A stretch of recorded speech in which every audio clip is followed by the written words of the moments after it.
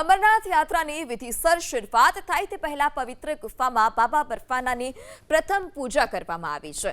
જમ્મુ કાશ્મીરના ઉપરાજ્યપાલ અને શ્રી અમરનાથજી શ્રાઇન બોર્ડના અધ્યક્ષ મનોજ સિન્હાએ આ વિશેષ પૂજામાં ભાગ લીધો।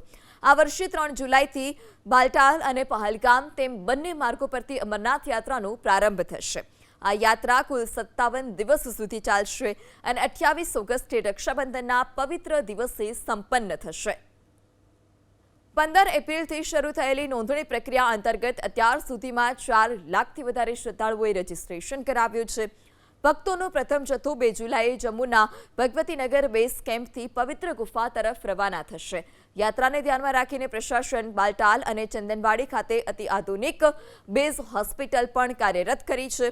ઉપરાંત શ્રદ્ધાળુઓની સુવિધા માટે બંને રૂટ પર ઠેર ઠેર તબીબી સેવાઓ પણ ઉપલબ્ધ કરવામાં આવી।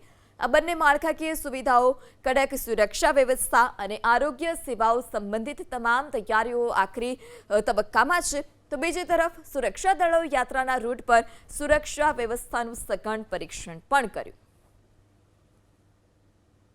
बाबा बर्फानी की प्रथम पूजा शुभ मुहूर्त में हुई और बाबा का आशीर्वाद हम सब लोगों ने प्राप्त किया। देश भर के श्रद्धालुओं से मेरा आग्रह होगा कि वे आएँ, धैर्य से और आराम से बाबा के दर्शन करें। श्री अमरनाथ जी श्राइन बोर्ड, जम्मू कश्मीर प्रशासन, हमारे सुरक्षा बल सबने मिल करके श्रद्धालुओं के लिए बेहतर इंतजाम करने की कोशिश की है। मैं उम्मीद करता हूँ कि गत वर्ष से बेहतर यात्रा इस साल हो सके।